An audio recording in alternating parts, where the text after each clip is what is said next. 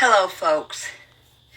It's Tuesday with Terrietime, and I was going to do a food review of a place right here in Grand Saline. In fact, the next ones that I do are going to be all local ones right here in Grand Saline. I've got these pink glasses on to match my pink shirt. My nails are springtime colors. But I ate. Because on Tuesdays, if any of you know me at all, that's the day I actually go do stuff. I groom dogs for people. I get my hair done. I get my nails done. And while I was out running around, I ate, so I wasn't hungry. So I didn't want to go to the place where it's going to be wonderful. There's 5 places to eat in Grand Saline. I've already done the Sonic. In fact, I've already been there and got my unsweet Route 44 tea. And then there's the barbecue place that I'm going to. I've ate there once. I'm going to get a stuffed baked potato. Then there's another little place that opened. And then there's 2 Mexican places. So I'm going to do my next ones. Are going to be all right here in Grand Saline. And while I was driving, my informant started sending me these clips of the Pool Stick Bandit.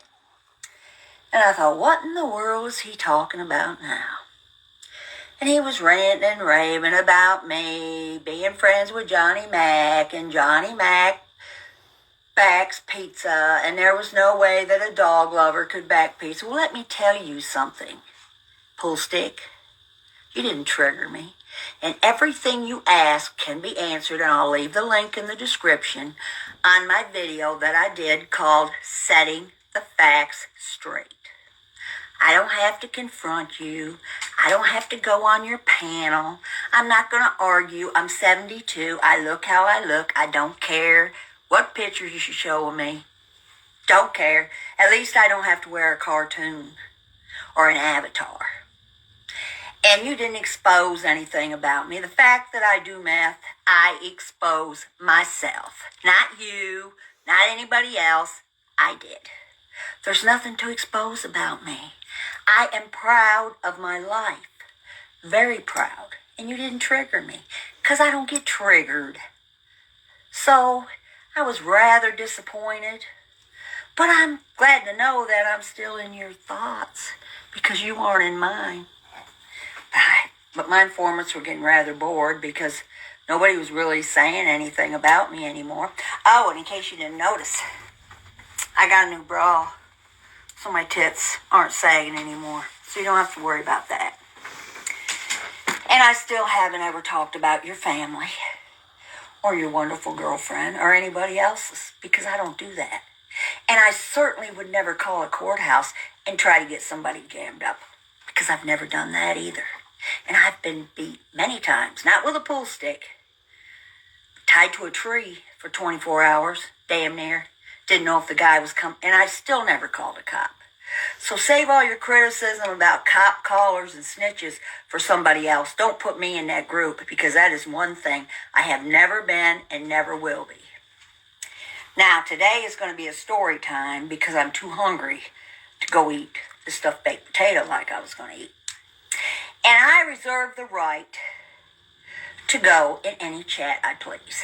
I choose not to go in Pizza's chats. I haven't been in there since I did the video that I'm going to post in the description so you can watch it because I don't like to repeat myself. I've already explained everything.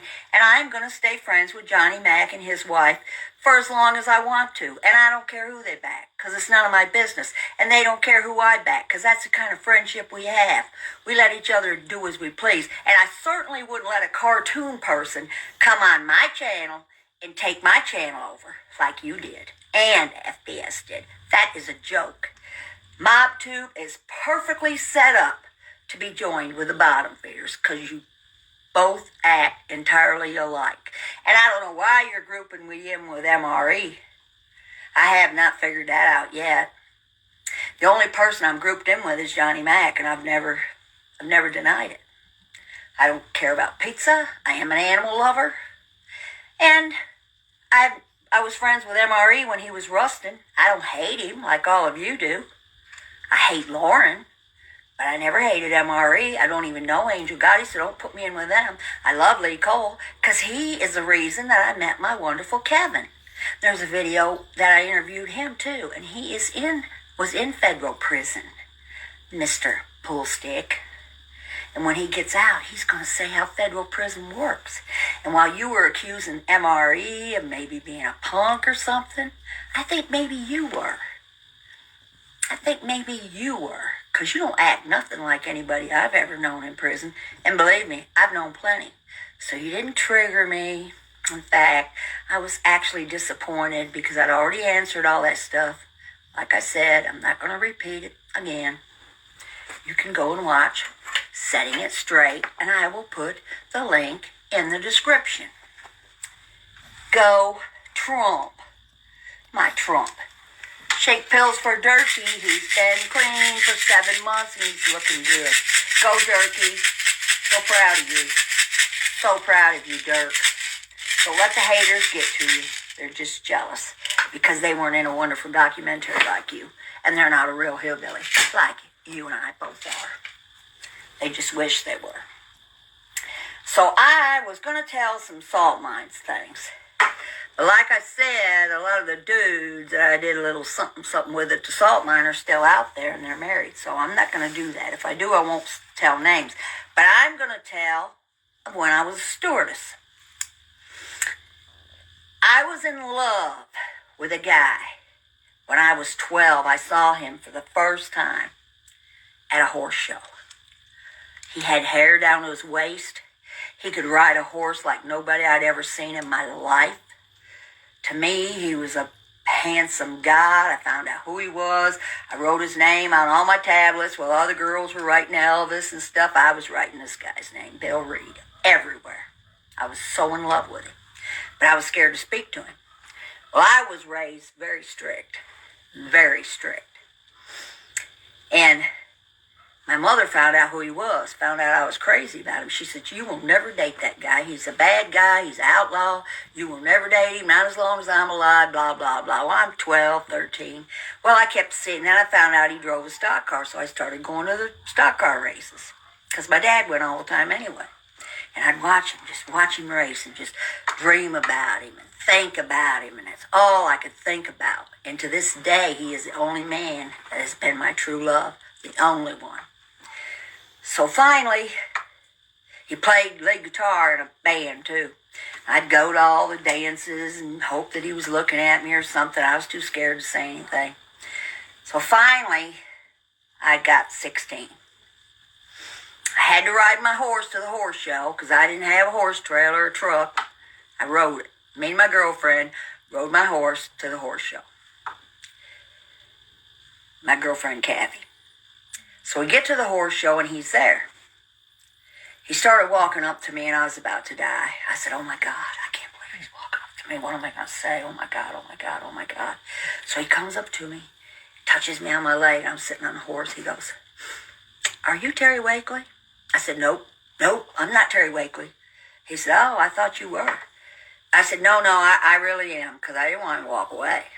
But I was embarrassed to say I was. He said, well, I heard you got a crush on me. And I said, well, I don't know where you heard that. But I had been talking to one of his neighbors that went to school with me and just grilling him constantly about him, finding out every detail I could find.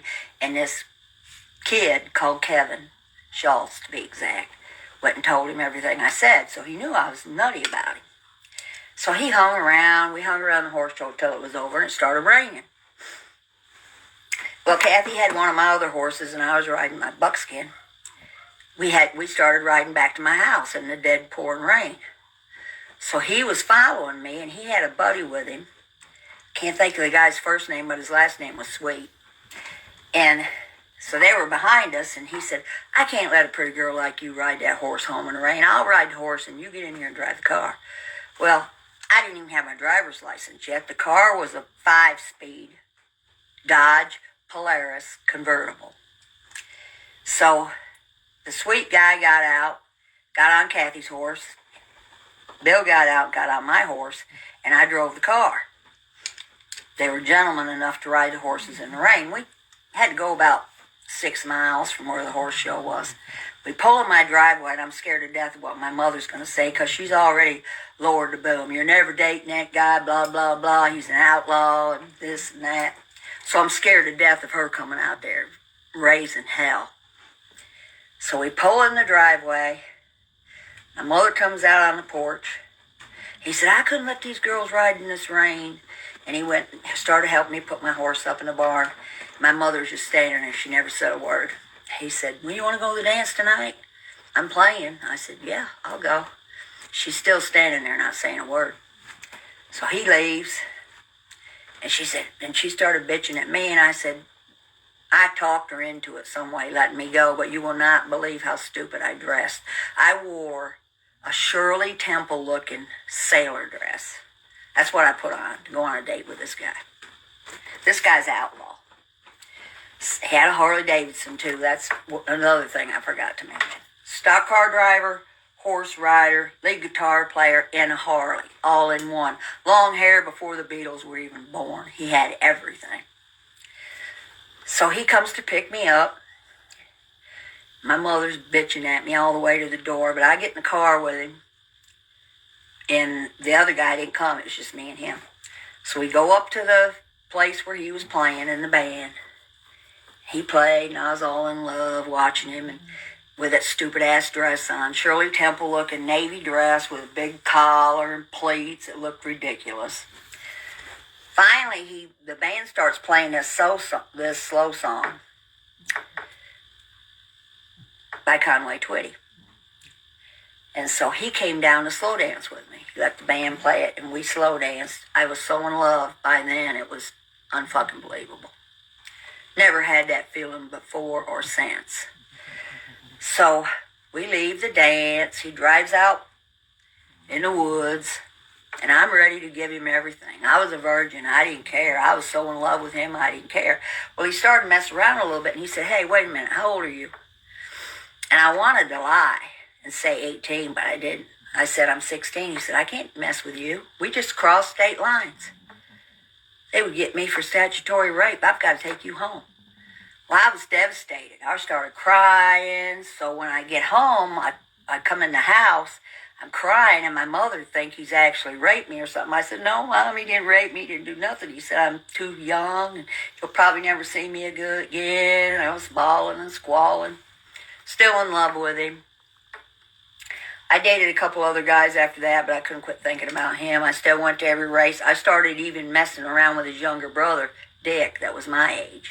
And then he had a middle brother named Bill. I didn't see Bill that much. He was a cop in Syracuse, I think. So I messed around with Dick a little bit.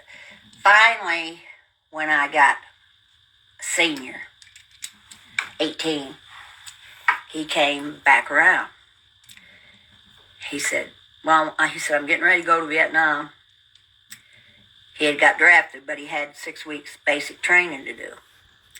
And so he said, I want to hang out with you. He said, I'll get a 6 weeks. He'll go to basic training for 6, then he gets to come home for 30 days before he goes to Nam. So when he came home those 30 days, we were together every single day. Every single day. And I wasn't a virgin after that. And it was horrible. It was the worst experience I ever had in my life. It wasn't nothing like any of the books said. It was horrible. It hurt, and I hated it.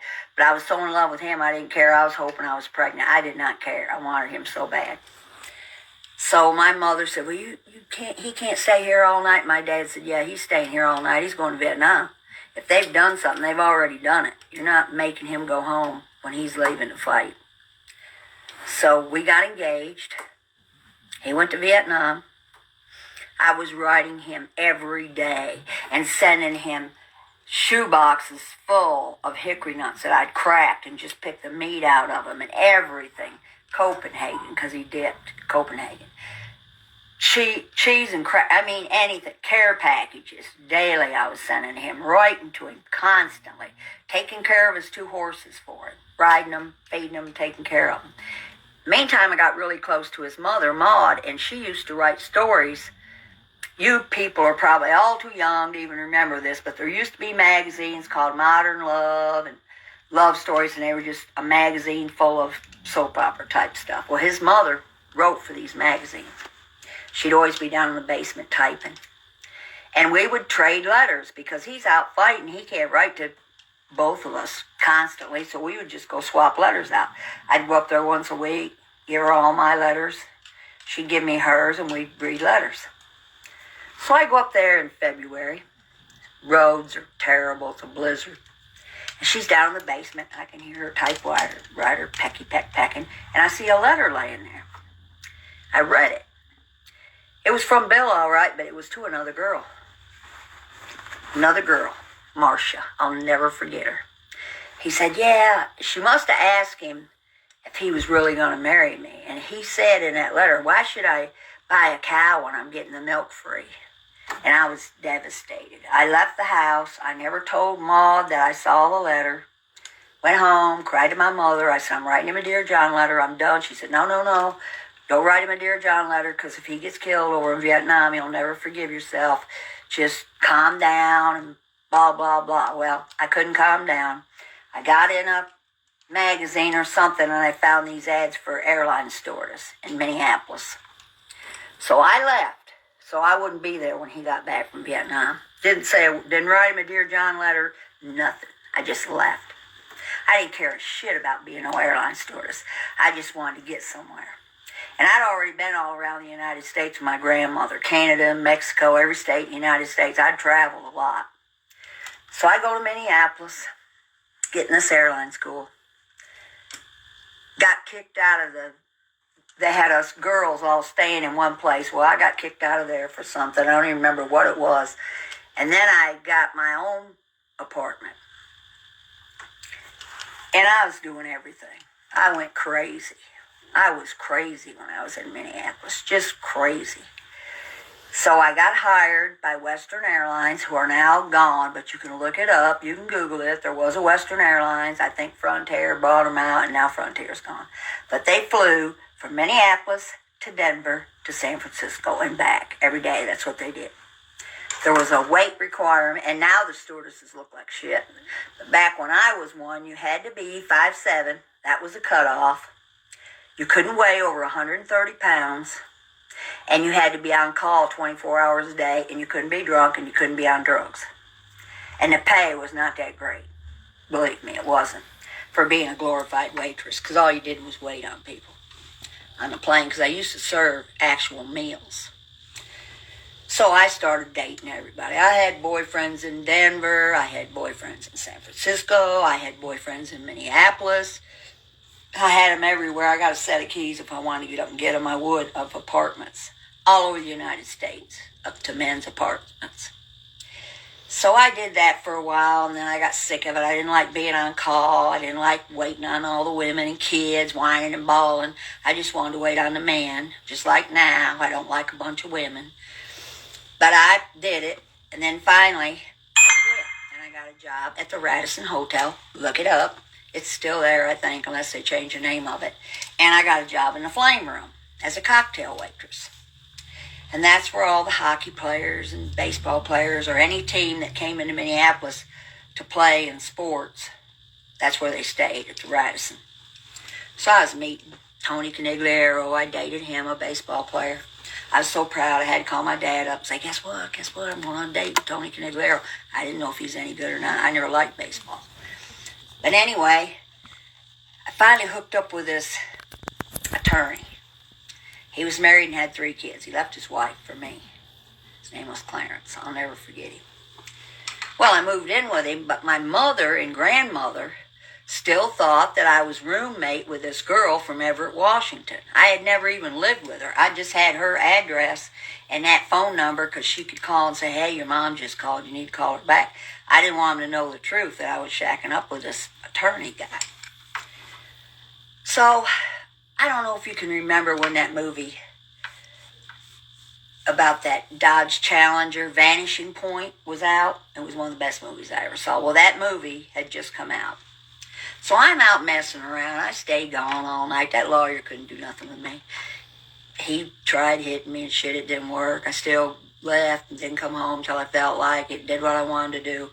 So one night I come dragging in there, and there sat my mother and my grandmother in this dude's apartment When they thought I was staying with a girl, they had went to that apartment, and the girl had to tell them, hey, Terry don't even live here. But she told them where I live. So they come over there. This guy opens the apartment. He don't know what to say to him. He just told them the truth. Hey, she'll be home when she gets home. So I walk in, and they're sitting there. They had come to Minneapolis to surprise me. They were going to see that movie, Vanishing Point. So we all went to the movie, and they barely spoke to me. I barely spoke to them. Poor Clarence didn't say nothing.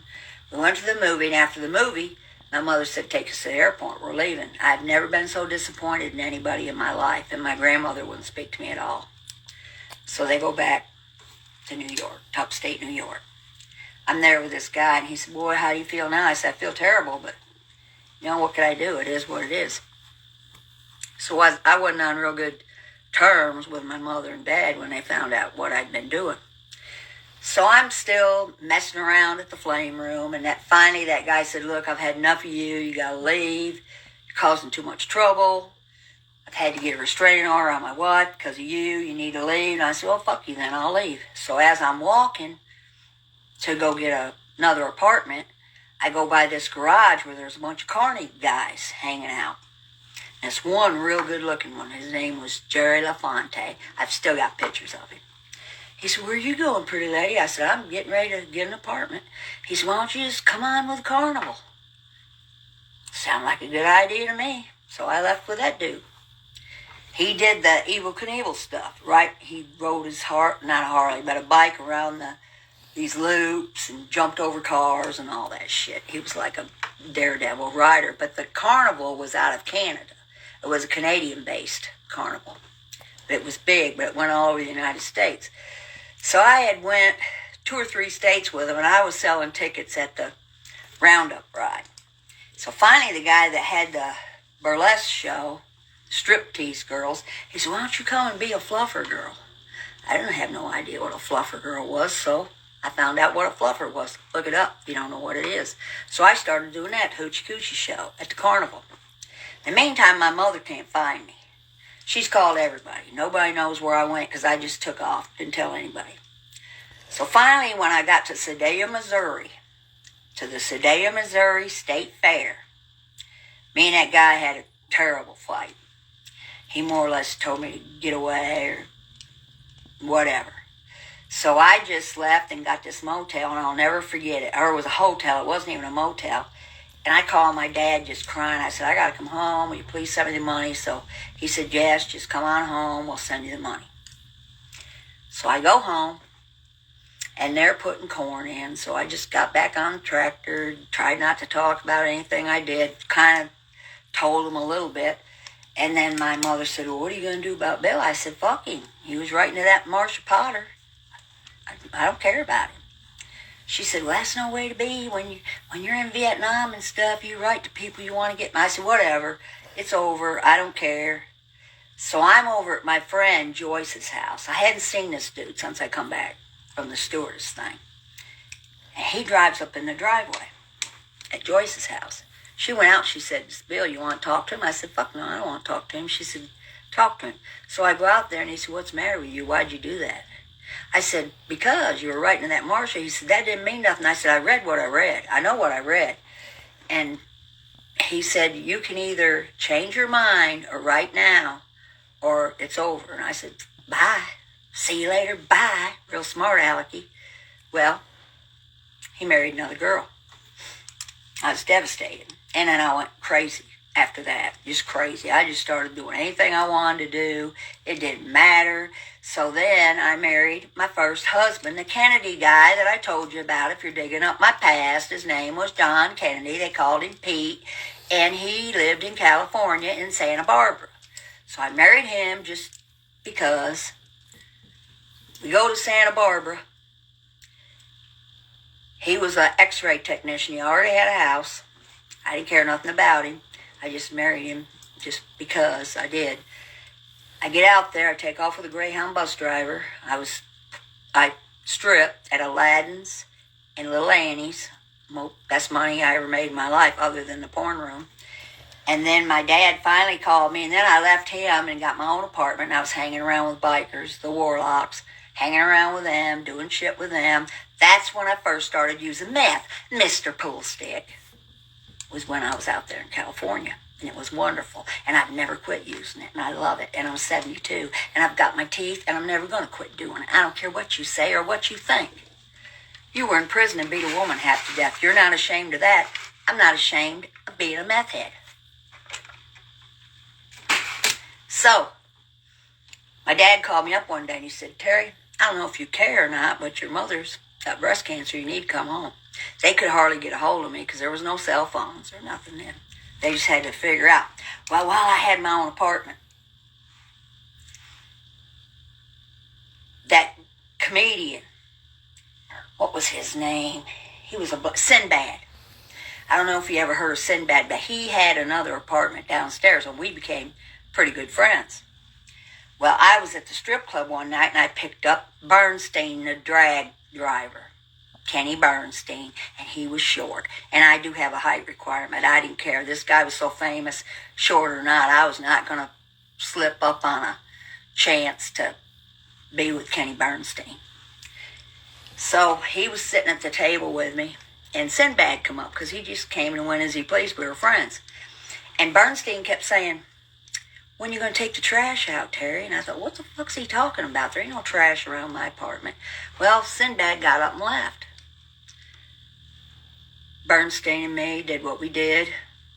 The next day, or 2 days later, whenever he left, and I talked to Sinbad, he said, you didn't get what he was saying? He was calling me trash. I didn't even get it. I did not even realize that's what he was talking about. When he kept saying take the trash out, he was wanting Sinbad to leave. I started learning a little bit more then because I'd never been exposed to anything. I was raised in the hillbilly hills. And when I was a stewardess, I never came in contact with any of that. So I go back to my home, and I actually married my true love. He was my number 2. Well, by then, there'd been so much shit going on, we couldn't get along. I was jealous. All the stuff I'd done, all the stuff he'd done. We were together maybe 2 years, maybe not quite 2 years, but it was a fucking disaster. But to this day, I still talk to him almost every day. We tried to get back together once. Lasted about 3 weeks. Never worked because I've never let him forget anything. I brought up everything in the world I could remember. And I'm still that way to this day. I have a memory that you would not believe because I don't do a lot of weed. I don't care what your weed heads say. It affects your memory. It affects your ability to talk and get things done fast and make a 4-hour live into a 40-minute live. You got to know how to talk and put your thoughts together and have some snap. And you weed heads just ain't got what it takes. So I'm glad I never smoked it. Never did no downers. Never did a downer. No pain pills, nothing. So that's why I talk fast. I got my thoughts together. I'm in health, fine health as a matter of fact. I don't regret one day of my life. Not one day. Maybe the fact I shouldn't have left while he was in Vietnam. I should have waited till he came home and explained the letter to me, but I don't think it had done any good because I know how I am. I get something in my head. And another thing I don't do is flip-flop, flip-flop, flip-flop. Like all the bottom feeders do. They hate each other one day, they're in love with each other the next. Not me. When people are dead to me, they're dead to me. But guess what, Poolstick? You're not dead to me yet. Because I kind of like fighting with you. Because you don't hump up and cry like the women do. Kind of like fighting with you, but you're a little lame. You didn't say that much. You didn't trigger me. You didn't really piss me off. You didn't say nothing that I haven't already said. I explained the whole pizza thing. I'm going to leave a link in the description so you will know exactly what I said. And I'm going to stay friends with Johnny Mac and Tabitha as long as I want to. No matter what any of you think. And I will go in any chat I want to go in. And I will not have a cartoon character trying to boss me around like they do you and FBS and tell you who can be in the chat and who can't. You guys do the same thing. I'll go wherever I want, be friends with whoever I want. In fact, I'm going in Lee Cole's chat because I owe Lee Cole for getting me with Kevin. It's all Lee Cole. He did it. And Lee Cole is an animal lover. So I'm going to start seeing what he's up to. I just hope you see me in there and say something. 'Cause you ain't going to none of my other communities. I'm not letting none of you find out where they're at. I don't want any more communities. You two are perfect. You bottom feeders and you mob wives, you fit together perfect because you all do the same type of shit. It's fun to watch. And don't put me, I don't know why you're putting me in with MRE. I don't know where that came from. Or pizza. I am friends with Johnny Mac, and I'm going to stay friends with him, and he knows it. And I'm friends with Tabitha. Take it or leave it. I don't care if you like it or if you don't. I don't care who you're friends with. I hate practically everybody in your chat. Everybody you talk to, I don't care. It's none of my business. Have them. Have them. Have at them. Anyway, this is my story time because, like I said, I ate too much today. But I got my little dogs groomed. And I'm going to end this. And good luck, Pool Stick. You did not trigger me. You didn't say one thing that I hadn't told you. You haven't dug up one thing on me because there's nothing to dig up. It's out there. I've never been arrested. Never been in bankruptcy. Had a job for 45 years. Made money on the side doing what I do. Been a sex worker. Breed Pekingese. I'm actually going to be a judge. So, woo! Do a deep dive, buddy. Do it. You can't use that I've said anything about your family because I never have. Never said anything about anybody's family. I think that's stupid. And I've never called and tried to get somebody jammed up. Never. Not one time. And if one of you want to roll up on me, I won't be calling any cops. Believe me, I don't have to call any cops. So, sorry about your bad luck, Pool Stick. And I like the little nickname I made for you, Pool Stick Bandit. I think it's got a little ring to it. You're the one that brought the Pool Stick up, just like I admitted to everybody I'm a meth head. You admitted you beat a woman almost to death with a pool stick. That's from your words. So we're even. And you did never give the money to the animal shelter like you said you would. Don't forget that, because I still have that clip. So if we're playing the name game, don't put me in with a bunch of people I don't have nothing to do with. If I have friends, I'll admit them, and Johnny Mac is my friend, and I don't care who knows it, who likes it, or who don't. My choice. And if I can, I'm going to start hanging around on Lee Cole's chat. Try to get friends with him. Lee Cole, thank you very much for me meeting my wonderful Kevin. So everybody, ciao. I want to call out my soulmate Tammy, my dot Sylvia, my friend Brenda. You're going to love the next food review I do, and I promise I'm not going to eat, so I'll be able to do it. And Dixie, my gun girl. So, love y'all. Have a wonderful Tuesday.